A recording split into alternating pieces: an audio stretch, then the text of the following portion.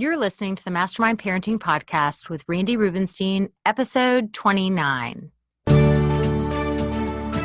So the big question is this: how do parents like us know that we aren't messing up the biggest role of our lives, especially when we happen to have a strong-willed child that's constantly pushing our buttons?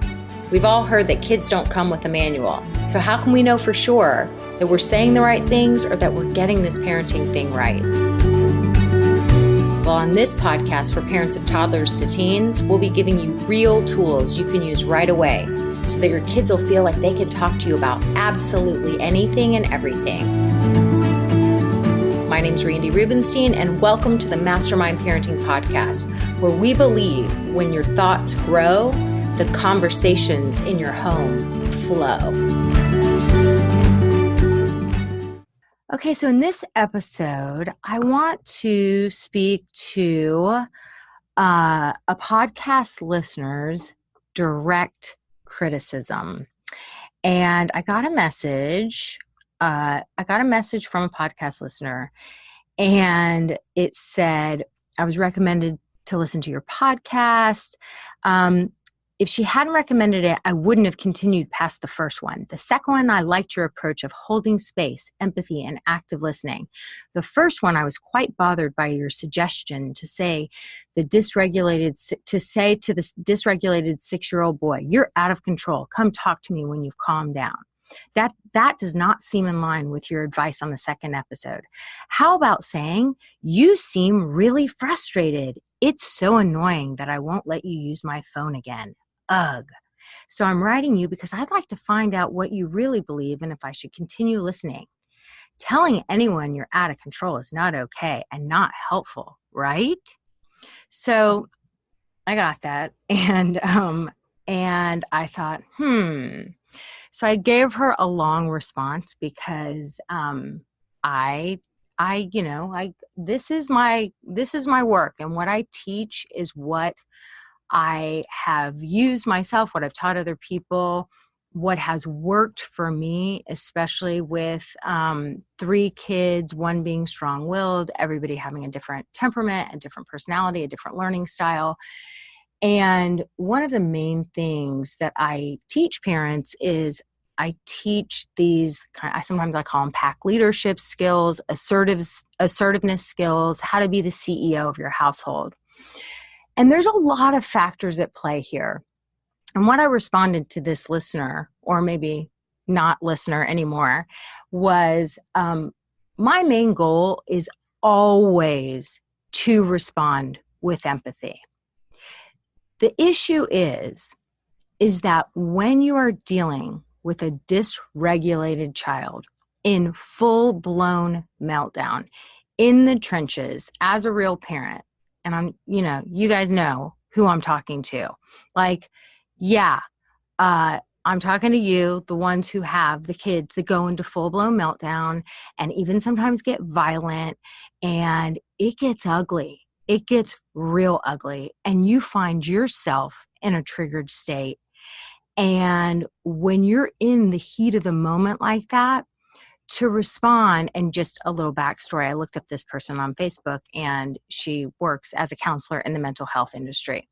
So I tell people all the time, I tell moms all the time, I just gave a talk yesterday, and I said, listen, you're going to use empathy. I know you guys probably know what empathy is, but I often have parents say to me, I know it's feeling what someone's feeling, and I get that, but how do you do it like in real life with your kids? And what I tell everyone is you probably know, especially if you've ever gone to therapy, you know what empathy is, because that's what therapists are so masterful at. And when we're, as adults, when we go into a therapist's office and we're not in a triggered state, we've elected to be there, we want to talk about issues that are bothering us, we are paying someone to be an active listener. So when that therapist is talking to us in our fully developed adult brains saying, tell me more, how does that make you feel? And then they're acting as a mirror and responding to us, it works beautifully. And when we say to our kids, how does that make you feel? Or if we use kind of therapist lingo, our kids, even my friends who are therapists, tell me that if they try to put on their therapist hat with their own kids, your kids are going to look at you like that cockeyed dog, like, huh? Why are you acting so weird? Where's my mom? It does not feel authentic. There's number one. Number two, when you are in the heat of the moment with a child, one of these strong-willed children who I was talking about when I was talking about that 6-year-old little boy, he was completely hijacking the household. He was doing the dictator dance at every stop. And at the end of the day, yes, I want the mom to pull him out of that defensive state of mind by becoming a team with him. And it's the long game. She's developing this trusting relationship with him. It's an ongoing conversation. And so, yes, empathy, empathy, empathy. But in those direct moments, when you've got a strong-willed kiddo in full-blown meltdown, doing the dictator dance, or looking at you and just blatantly being defiant, and it's like game on, they are in the lower centers of their brain. They are not in their prefrontal lobe. So empathizing with a person when they are in that state of mind, which is not their prefrontal cortex, they're not going to hear you, number one. And number two, it's probably just going to add gasoline to the explosion that's already going on. So when I said, when you're calm, we can talk about this. When you're calm, I can't understand you. That's what I teach people when I teach my meltdown, my calm down corner is we have a conversation ahead of time. We establish a system for this is your safe zone to go to when you're feeling out of control in your body, because that's what a meltdown is. Adult meltdowns or kid meltdowns. When you lose it and start yelling and acting like a lunatic, right? And nobody can reason with you. You can't even reason with yourself. You're like, I learned the things. Why am I still going to that place? It's because you're in your lower centers of your brain. There is no reasoning with you at that moment.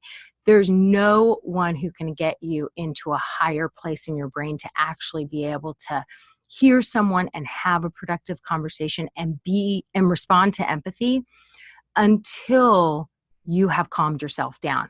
So what we do is we establish a protocol in the household, which is, hey, when your body's feeling like this and you're totally out of control, this is the place that you go to. And here's all these things in that space that are helpful for you to get calm. Because whenever you're calmer, then we can talk about things. And when you're calm, when two people come together from a place of being able to have a conversation, well, then we can figure anything out.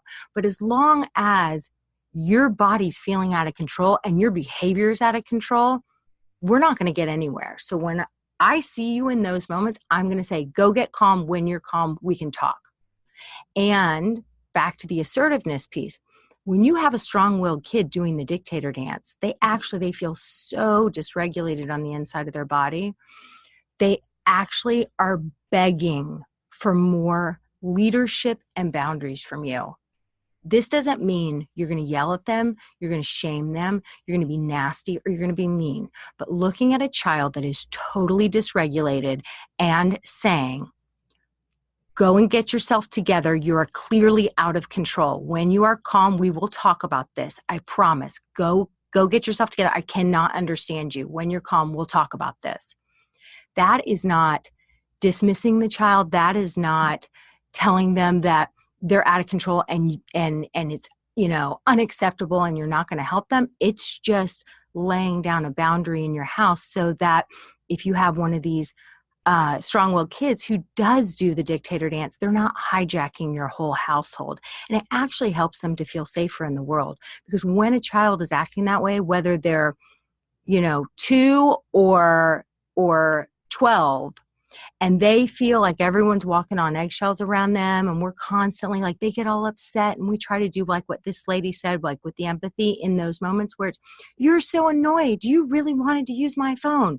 When we try to reason and we're dancing around and we're really trying so hard to pull them out of that super dysregulated state, they recognize that everyone's tiptoeing around them. They know they have the power. And kids, they want to be kids.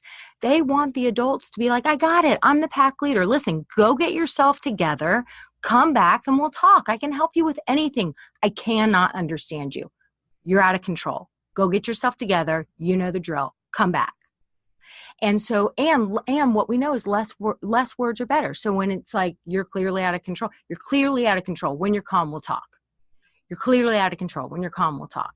That's just whatever the lingo that makes sense. But the most important piece of it is what your tone is, what your intention is. When I'm saying that, I'm not saying I want to banish you and never deal with you, child. I'm saying this is, nothing's going to get accomplished right now. When we come back together in a civilized way, we'll figure this out. I got your back, right? So that the child starts to trust you, and they understand when they're out of control, they go to their room, they get themselves together, they might read a book, they have the little squishy balls, whatever it's theirs. They really just need to learn how to hold space for themselves. So, and we're sending them the message of, it's totally up to you. As soon as you're calm, come on out. We're not setting a timer. This is not a punishment. This is you creating a safe space for you to go and allow your body to get calmer and then come back and talk to me. But when we have a person in full-blown meltdown, like, we have to say that assertively so this child knows that they can believe us.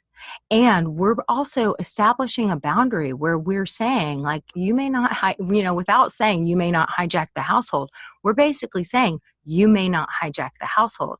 That's our way of saying you can absolutely have every feeling you're feeling and go do it in your safe space. These common areas, not okay. Like, go and get yourself together and then come back.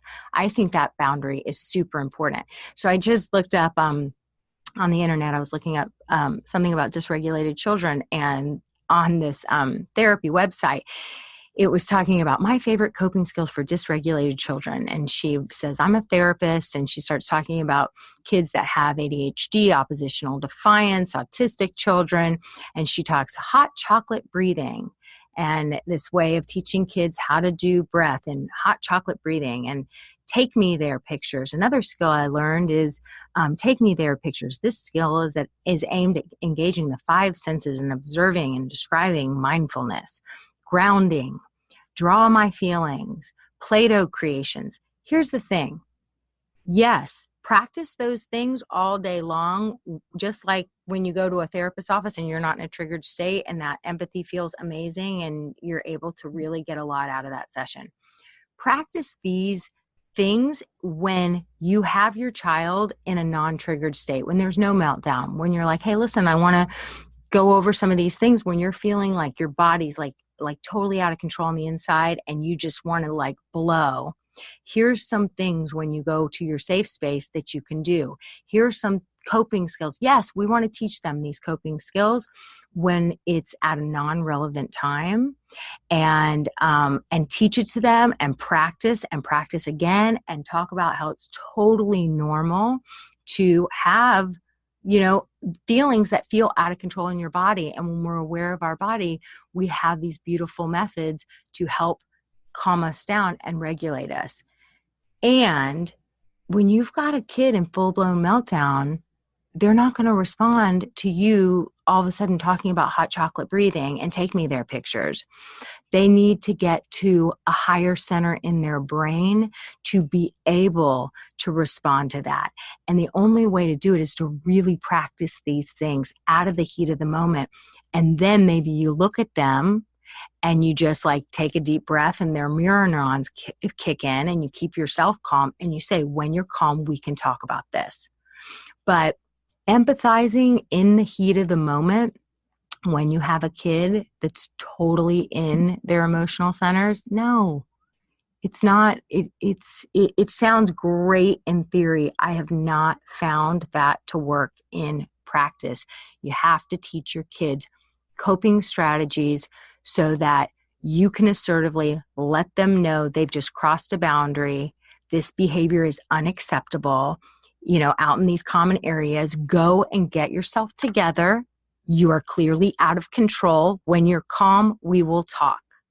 and it's firm and it's assertive like that. And you're letting them know, I got this, go get yourself together. So I just wanted to clarify that for that listener and for anybody else who has been wondering. I've been going over this with my private groups a little bit where, I teach about empathy. And yes, we want our kid, we want to see their perspective and we want to actively listen and we don't want to jump into fix-it mode. I actually think that what this listener was describing was using empathy to fix a child's upset emotions. Like, what we really want to do is we want to send our kids the message of, you're allowed to feel whatever you feel.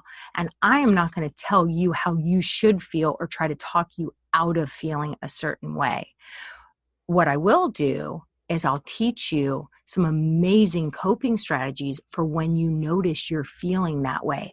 But ultimately, you've got the power to do this. I'm going to empower you to do this, and I'm going to model this, and I'm going to practice it, and I'm going to be here. And when you're having these emotions, I'm going to love you right through it.